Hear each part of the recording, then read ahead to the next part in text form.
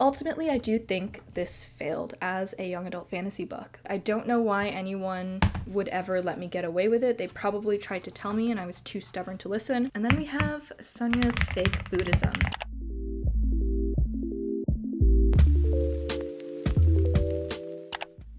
Let me just have some coffee here.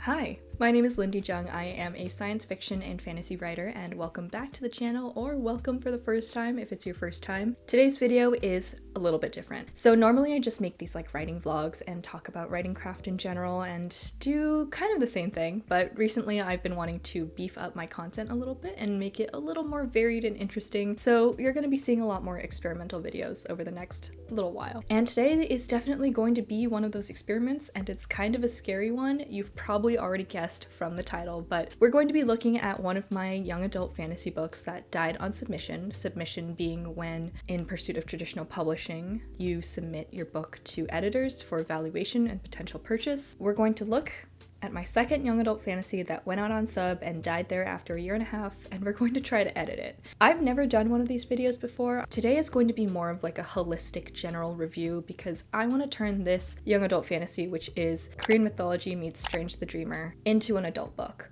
into an adult epic? I don't know, but I'll give you a little bit of context for it first. So we're going to be working on a book called Project Tiger. If you have been watching my channel from way back when I first started, it was the book that I was working on when I started this channel. I was editing this book to go out on submission in my very first vlog, and I think I worked on it for like, I don't know, I must have been revising it for almost a year before we went out on sub.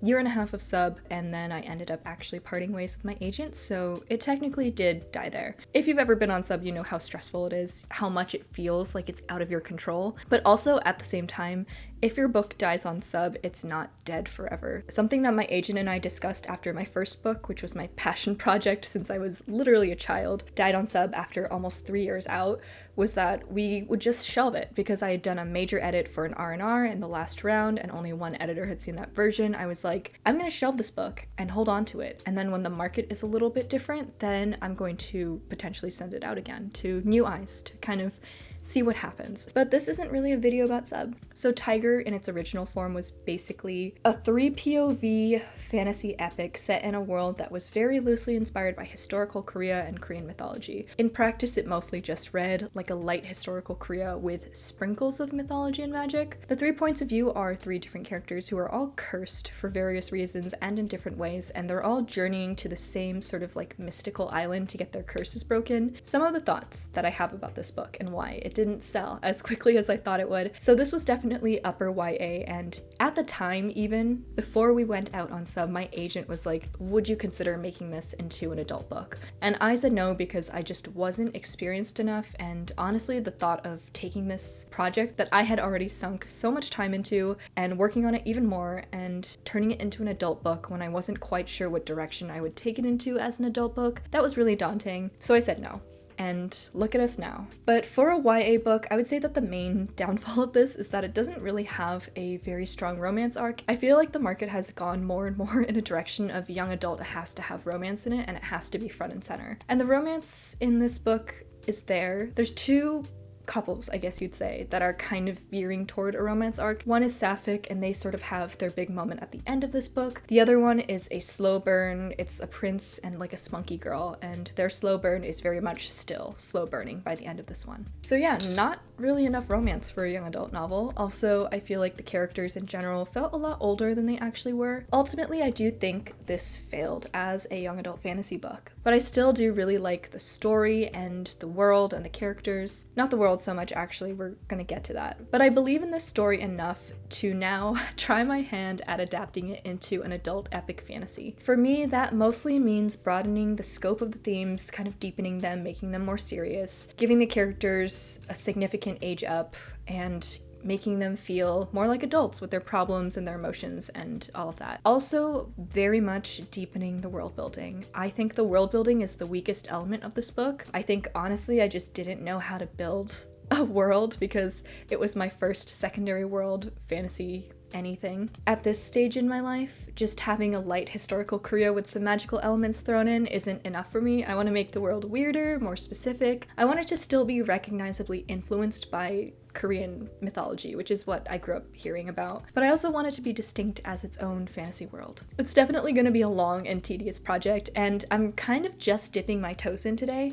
I haven't opened this document in like at least 2 years at this point. So we're gonna take a look at the manuscript. We're basically going to read through the first chapter together so you guys can see my old young adult writing, which is horrifying. And I'm just gonna start taking notes and figuring out what direction I want to take this edit in. But before I get into that, I am actually super excited to share with you guys my companion for this journey, and it is the TH80 V2 Pro from Epomaker. This is a mechanical keyboard. It came fully built. It is a 75% build. It's super compact, it's lightweight but also sturdy. As someone who is very, very new to the hobby, this is my first mechanical keyboard. This is perfect. It came with the wisteria switches, which have this very nice, wait, hold on,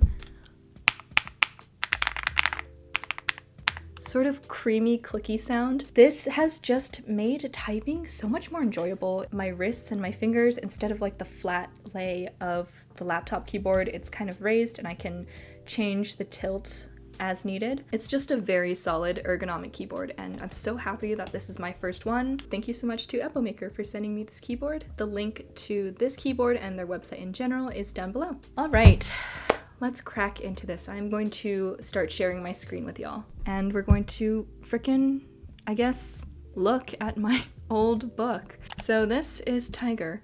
Right off the bat, I forgot that I did this, and I don't know why anyone would ever let me get away with it. They probably tried to tell me and I was too stubborn to listen. I started with like a 20-page prologue. I think I shortened it eventually, but it was truly like too long even to be sold as a short story. I've always been very into mythology. With this book, I opened with a sort of creation myth almost for the island that the characters journey to. In my opinion, this was a well-written short story, standalone folklore myth. It's also way too long to start out because that means you are spending your whole time reading this super long mythology thing. It takes forever for you to meet any of the player characters. I just think it's not a good idea, especially for a young adult book. But this myth is actually really important. I do like this first line. The gods, as a general rule, did not dream. That's nice. In general, this needs to be chopped up. If I include this myth or other myths, I would tell this kind of parallel to the main story. What I did with moths was have the backstory of the main character told in pieces, and you'd get each piece in between the acts. So act 1, a piece of her story, 2, a piece of her story, act 3, like that. They were only like at most 5-page excerpts of this backstory that we're sort of learning about as we're going through the main story. And I think that's a much better way to do it. But yeah, just basically chopping it up and sprinkling this myth throughout the story so you kind of get more bang for your buck. You get 2 stories in 1 book. But yeah, way too long. Ridiculous. So we have chapter 1. Chapter 1 starts with one of the main characters. She's a nun. That's pretty much all you need to know. Another thing that I want to do with this book is actually really like expand on their religion, because you have this religious main character. She has lived her whole life as a nun in the mountains. Like, she's only known nunhood, and I never defined the religion because I didn't grow up with religion personally, so it's a big blind spot for me. So I actually really want to do a little bit more of like that spirituality and have her be sort of like a spiritual / moral anchor to the rest of the characters, because they're all kind of a mess. In general, this is the character who's sort of the main character of this book, and she is very, very like lawful good is the best way to put it. And I want to keep those elements of her character, but I just want to make her sort of very spiritual as well. Plus, it'd be cool to build a fantasy religion. I looked into that a little bit more while I was researching the fantasy world building video where I talked about religion, so I just feel more able to handle that. So that is one thing that we're gonna do. I made the temple blue, and I don't remember why. When I was thinking about this particular setting, I think I want it to be out of Ilsong, which is the fake Korea. I want it to be in a different country, and I was kind of thinking like on the water or on rice terraces. I had never seen rice terraces in real life until this like past year. I went to Bali, I went to Vietnam, and I went to Thailand, and I saw rice terraces in all 3, and there's something just like really interesting about them. They're just such an interesting visual. Especially in Vietnam, I went trekking in Sapa, and there's like water buffalo roaming around, so I was really into that image. So I think this will be a temple that does a lot of rice farming. Sareem, I forgot I named it that. That's fine, I don't mind that. So the first book that I went out on submission with, you know, the first book that I pursued publication with, was very voicey in that like very, very young adult contemporary fantasy way, like think Percy Jackson, but just a little bit older. And I was like, I want to write something pretty, because that book was written with a very fun voice, but there were not a ton of opportunities to be super poetic. So I kind of went ham on this. This is probably the first time that I sort of had the opportunity, or gave myself the opportunity, to really play around with poetic prose. Right now, I'm like a little bit more established as a writer, and I would say that my voice in general is very literary leaning, and this was the first example of that, I guess. So you can see I kind of overdo it. So the sapphire walls guarding the Temple of Serene were silent and strange in the silken light of dawn. That's fine. It's a little too much like adjective usage for me personally. Also, it doesn't have a lot of utility. If we're cutting the prologue, or if we're only doing a couple paragraphs from the prologue and we're going straight into this, I would need a more compelling opening image. I think the second line's a little bit better. On the precipice, I feel like that's not really an accurate word for walls, because that's more of like a cliff. An orphan girl with an orphan name played with paper, her bandaged hands dancing across the wooden skeleton of a beast. So there is this element that I forgot about. I forgot so much about this book. Originally, Sonia's character is kind of like a paper craftswoman. So she makes this like paper lantern in the beginning, and she's really excited to bring it to the festival that her temple is hosting. I feel like this takes a little bit too long to get to the point where she needs to be. When I'm thinking about Sonia's arc in this, I almost want her to be already expelled from the temple. Spoiler alert, she gets expelled from the temple. So she would already be a wandering nun. And I feel like I need her to meet the character who's basically the inciting incident right away. Yeah, I don't know. I'm not impressed by this opening. I do think you need to open with Sonia. If I open with the other characters, they start off a little bit more wild, and I feel like it's hard to go from that to this like quiet nun existence. So I'll have to think about that. The framework alone had taken weeks to string together and left splinters embedded in every finger, but Sonia had time and blood to spare. See, a lot of good lines, but again, this is not like a super compelling opening for me. After all, it was a simple price to pay for a seat at the New Year's feast, so already establishing her want, but it's kind of like a silly want. That's something that bothers me when it's very apparent that the writer wants to establish the character's desires very early on, but they saddle them with some sort of like petty temporary desire instead of what they actually want. Her wanting to go to the New Year's feast, it does stem from the greater desire that she has, this like pervasive want to be accepted, because she is kind of a pariah at her temple. She's the oldest orphan. Her name in Korean literally means girl, because no one ever bothered to give her a name. She can't be a full nun. There's like a bunch of problems that she has, and so she just really wants to be accepted. She pressed her lips together, brow creasing deep as she attached the final piece, securing Hanji to wood with a line of thread. The thin material crinkled as she snipped the string with her teeth before lifting her beast to the watery light. The fog that flanked the mountains year-round painted all of Serene in shades of gray, from the walls to the women who called the temple home. Despite the poor light, Sonia's tiger glowed gold, each whisker and fang tinged with sunlight that seemed to be stolen from some far-off land, a place blessedly free from the cruel claws of winter and the shadows that plagued her nights. This book is very snowy. It happens all in the snow in the winter, and I don't know why, because I have never experienced winter. She broke into a grin, dry lips cracking around the unfamiliar shape of it. The tiger was almost half her size, with a convincingly fearsome expression and one paw curled forward, caught in the middle of a menacing stride. It looked regal, it looked real. The thing with her papercraft, I think it's an interesting character thing, but she's so good at it, and it never comes up again after this, which I think is ridiculous. If you're opening with her being good at this thing, it needs to play into the actual plot at some point. I'm thinking maybe she's out in the real world, and she's very new to it. She's basically been exiled because of something that happened, and the reader doesn't know what it is yet. This first chapter is basically leading up to her getting exiled and what she does to deserve it. I think it's better off as a mystery because it's not that important. It's not like that critical. You think it's the inciting incident, but it's definitely not, because it takes her so long to meet up with the other characters that she journeys with. So maybe she's out and about in the real world, and she's using this papercraft to make money for herself. Oh, I just came up with a good idea of how to like utilize her magic. The magic system in this world is also very soft, like extremely soft. Think mythology. Nothing is explained, everything is because of gods or whatever. I definitely want to change that. I don't think I'll ever make it as hard of a magic system as Moths, which has a very scientific magic system with a lot of rules and a lot of like tools and exceptions and a lot of, I hope, logic. This would still be pretty soft, but I just want it to have a little bit more of a rooted basis in this world. So I think I'll have to adjust her abilities a little bit. Deep within the bowels of Serene, a bell began to toll. Light of dawn, a lot of light. You meet some nuns. They have greenhouses. It's a good setup at this temple. She goes to prayer. There's a nun kind of called Goat Sister who is kind of the only one who puts up with her. Yeah, this prayer thing is like, I'm not even gonna read it because it's embarrassing how little effort I put into it because I just did not care about her religion, which is very unfortunate. I think religion is an underrated element of world building. The head nun doesn't like her, obviously. I feel like it's not even worth it to read through this at this point. I'm just gonna scrap the whole thing. It's a lot of like errands and running around and getting ready for this festival, which does not matter. She meets the apprentice of a puppet master. There was like an element of the puppet master character that I liked, which is that he basically puts on a show that tells another piece of this myth in the beginning, which is, I think, a hilarious way to circumvent the fact that that prologue was originally like twice as long as it is right now, and it's still too long right now. But yeah, that is the first chapter. I did skim that, so I'm going to go into the main document here and find it. So we had the Sonyo chapter. We met her. Her life is not very good.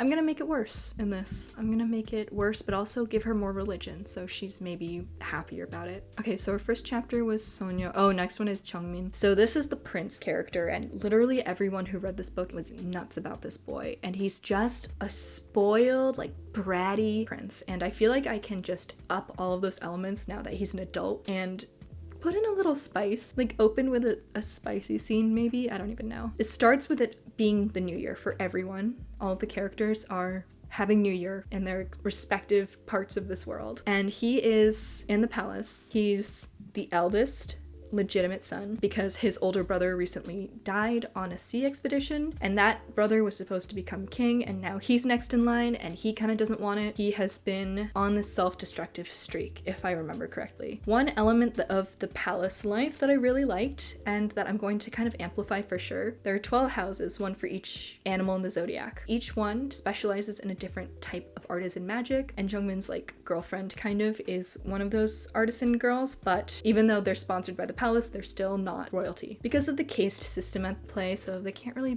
be together. I don't remember if I gave him like an actual girl that he's supposed to marry and doesn't like. It doesn't matter. He doesn't marry either of them. But the Rooster House dancing girl is going to be a POV character. I've decided to add her. Her name is Minso. So this is supposed to be like a scene that is very opulent. You see all of the performers and you see the feast, or you read about the feast. I really liked describing food in this book, and I don't think that's gonna change because I love describing food. Jungmin has like a bunch of younger brothers. Kinam is his sort of bastard brother who's technically older than him, but he's not a legitimate son, and even though he's literally 1,000 times more competent at politics and governance and just everything, he is not in line. So he's trying to guide his younger, fully legitimate brother in the ways of like governance, and at this point it's pretty evident to both of them that it's never going to work, and Jungmin is always going to be kind of bad at being a prince and will be a terrible ruler, so they're both kind of fed up. And spoiler alert, his brother's about to betray him. That is the inciting incident for Jungmin, is he gets betrayed by his brother and also cursed in like the same night. It's like kind of messy, and also this chapter is 17 pages long. Maybe that's not as long as I think it is. Hold on. 5,183. It's not terrible. It is longer than it has to be, and I just feel like in terms of the pacing of all of these inciting incidents for each of the 3 POV characters, which now it's going to be 4 with Min, it's too much. Their narratives all need to start a little bit closer to the actual action because it takes a really long time to get to where we need to be. And I just don't think it's necessary, and I feel like I could just tighten all of this up really quickly and establish their characters and the relationships and their respective deals a lot faster. I think Jungmin is like the closest to where he needs to be. You have to see that he thinks that it's all fine. He's not gonna have to be king for a long time. He thinks that his brother is like his best friend and closest ally. He thinks that the girl he's into also is into him. She's not. So you have to build up those lies for him for them to all come crumbling down so he hits his lowest point. And then we go back to Sonyo, which is weird because there's a character named Eunjae who is more important. There she is. She starts with a dream. Don't love that. I guess it is kind of important to establish that she's actually from the island that they're all supposed to be journeying toward, which again, don't know about that plot. I'm kind of over the whole quest narrative. There's so many other things you can do. Actually, you know what? now that I'm thinking about it. So the quest narrative is made interesting by the fact that a lot of these characters are in direct conflict with one another, and I'm also adding Min's POV, and she kind of stays behind. She's not part of this like quest nonsense. One of the big things that comes about after this book, because I'd kind of planned like a duology, a trilogy, is that Jungmin like leaving his seat of power for the whole duration that he does this causes a lot of issues back home. So I feel like the quest narrative is workable. I definitely want to do some stuff to make it more interesting, to make it feel more urgent, more frenetic. When I think about quest narratives now and what the ideal quest is to me, it is Mad Max Fury Road, where they just go on a super fucked up road trip and then turn around and come back. A quest narrative works the best when you are very rooted in the internal quests of the characters as well. Like, these characters are going on internal journeys. A lot of that quest narrative for this book has to do with finding your way home, finding your identity. They're all finding various things while they're also trying to break their curses. So if I could just kind of play that up a little bit, I think that would work for me. I don't know. I'll have to think about it. I think I have to look through the whole book before I do that. The woods had become unkind in Inju's absence. Moths is all written in present tense, so this is very weird for me to see it all be in past. They lashed at her ankles as she took to the old paths, those familiar trails where generations of curious stomping feet had beaten the bracken flat. Yeah, there's some nice lines of description. They feel very tidy. This feels a little bit too on the nose. This was no longer her home, her mountain, her goddess, and there was no going back. What's weird about this character is she's from a place with like a tangible goddess that they all got to see and interact with, and was definitely like a very supernatural being, and she's not religious. Now that makes me kind of think, like, what does a world with gods in it, what is that like, and how does that affect how people view their faith or interact with the world? Yeah, so the floating lanterns are a thing in the city, and she's also in the city, but she's not in the palace. She's several layers out. Her voice is also very distinct, which is interesting. I don't mind that. She's like a lot more wry. She's the meanest character, so she's my favorite. I think a couple of beta readers were like, she's such a goblin. And I was like, yeah, she is. She is such a goblin. She's very spiteful. She's judgmental. However, she does read as much younger than the others to me. She's petite and a little bit chubbier, and she looks pretty young, and she is the youngest. I think she's like 16. Sonyo and Jungmin are like 17. A couple of the other characters are like 18, 19. But that combined with her being so nasty just makes her feel kind of like a bratty child, which definitely isn't necessarily the vibe that I want this character to give off. I want her to feel very strong and willful and stubborn, but I don't want her to feel like she's a 10-year-old throwing a tantrum. I want her to feel like a lady. I actually like this detail a lot. The nobles wrote their wishes for the new year on slips of scarlet and sent them to the heavens on the backs of the lanterns, hoping they would eventually find their ways to the gods. So, like, are the gods in the sky? What is the belief here? Half of the words were burnt into oblivion, but she mouthed them to herself anyway, tracing each letter with the tip of her finger. I was so sure that Eunjae was written as not able to read. Maybe a different character can't read and I'm just confused. Yeah, and the nobles have like really petty New Year's wishes.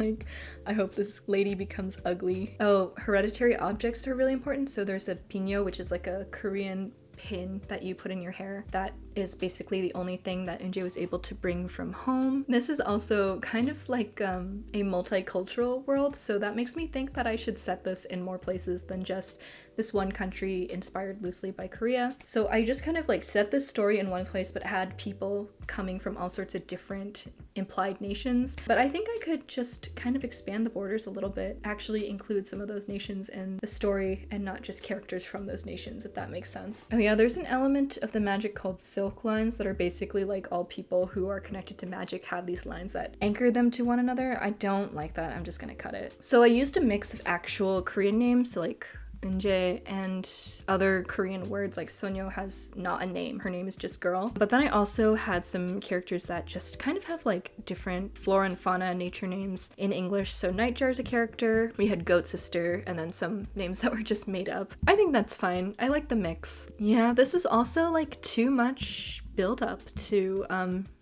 or too much kind of fluff before we get to the actual beginning of her journey and her arc. So she goes into the forest, and Eunjae and Jungmin actually meet first, and they have a negative encounter with a goblin, and yeah, this is such a long chapter also. I think I'm gonna stop there for today, but I have a good sense of how that first act goes, and it's starting to come back to me. So I'm gonna type some notes here as I'm talking, because you know what? It's all about the multitasking. So right off the bat, we have let's talk about world building elements that I can see myself changing. The various religions here, so we have the folk religion of Unje, which may or may not be influenced by shamanism, and is more about this direct connection to and service of the gods that guard and guide these various clans. All of the gods are animals. I have intermittently called them god beasts. I think that's more evocative than just god. That's a little bit general and vague. They're all animals, because I like animals. And then we have Sonya's fake Buddhism. The reason that Sonya is Buddhist is because Buddhism is the religion that I know the most about and the feel closest to. It doesn't even show in this because I was so lazy with it, so I'm gonna basically do more research into Buddhism, and specifically its philosophy and practices, because it is a very big religion and it's very, very varied. This would still be a fake religion. Like, I would still build it up to be something that is distinct from Buddhism, but very much influenced by it. I think in terms of like spirituality in general, and I want that spirituality to be very crucial to Sonya's character. Now, as for the world itself, I'd like to dive a little bit deeper into this monarchy system. And now that it's an adult fantasy, I feel much less of a need to like sanitize anything. I think war should be a very real and present concern. When I'm thinking about historical eras of Korea, it was always just kind of squeezed in on, and I feel like that energy characterized the country's development a lot, and in recent history as well. Obviously, Korea has been very influenced by the various wars that have occurred on its soil. So war is a big part of Korean history. So it should be on the forefront of the minds of the characters who are dealing with the politics of this world. And I kind of think that kind of pressure will be a good influence on Jungmin's character. It'll sort of make it even more evident that he is incompetent and not the best fit for the job. So basically, war, other nations, the broader scope of this world, so that this country doesn't just exist in a bubble. Politics are actually going to happen from Minso's point of view, because she's going to stay in the palace as a lot of the upheaval goes on, and is going to be a direct player in a lot of that as well. I feel like that's a good start for the world building. For the plot, basically just starting everything a lot closer to the beginning. Honestly, looking back at that document, it feels like it's a very major problem that every single point of view starts so far away from the actual meat of the story, and that you spend so much time building up to it. A lot of the stuff in those chapters, those first few chapters, is fluff. It's not really like contributing to or doing much other than building up characters. So for this book, which when it was completed and sent out on sub, I think it was still only around 90k, which is not very long for a fantasy epic with 3 points of view. That means a lot of the actual meat of the story was not enough, because so much of the word count is taken up by that first act, having so much fluff and so many errands and so much like just pretty sounding pointless scenes. So all of that is going to need to be cut. I'll probably have to restructure some of those opening chapters so that they're more exciting, but also give you that crucial building up of the characters, establishing who they are, what they want, what they're going to be headed towards, all that stuff. That's probably going to be the hardest part of rewriting this book. I don't think adding the other point of view will honestly be that challenging, and I think that the rest of the plot will be fairly easy to manage. So with all that being said, that is actually where we're going to stop for today. I read through around 4 chapters. So it was 2 Sonya chapters, a Jungmin chapter, and an Unje chapter. Honestly, I have a good sense of why this book didn't sell. I just feel like it needed a tighter edit in the front half. I don't think it's a bad book by any means. It's definitely still salvageable, and especially in the later acts, there will be a lot of chapters that I can more or less just leave as they are, but I definitely have my work cut out for me. Honestly, I'm not going to dive into this revision right away. I'm still kind of letting the world building, especially, and the magic system, and the characters percolate. I'm letting them marinate into their adult forms, so kind of like metamorphosizing in my brain. But this was definitely an interesting exercise, and it was very illuminating to look at this story for the first time in who knows how long. Was it embarrassing to share some of those excerpts with you? Yes. I think it was very clear that this was a sophomore book for me, and a lot of those weaknesses still kind of are issues. I would say that I'm still a slow opening person, and I personally, when I'm reading, I don't mind a slow opening, so that does contribute to it, but not that slow. You know, there's definitely a good balance that I can strike. But yeah, it's very, very, humbling and illuminating to see my weaknesses laid out like that, but I think it's good that I can spot them so immediately, and that's without even having like thought about this book in a while. Overall, I am still excited to turn this book into an adult epic that does the characters, the world, and the story some justice. It'll definitely be a good exercise, and I'm hoping that I can even turn this into a book that would stand a shot in traditional publishing. But this isn't my immediate next project, so we're gonna shelve this again, let it marinate for a little bit longer, and come back to it eventually. Thank you so much for watching this weird, long-winded experimental video. I would actually like to do something a little bit similar and more in-depth, like a line editing video in the future, so let me know if you'd be interested in that. And just to plug, I do live streams now, so live writing streams and productivity streams on Sundays mostly. You can check my schedule in the community tab. I will update a new schedule each month, and the June one is out now. So if you want to ask any questions or get some writing help or want to do writing sprints, that's a good place to do it. I guess that's pretty much it. Thank you again for watching, and I'll see you guys next time. Bye.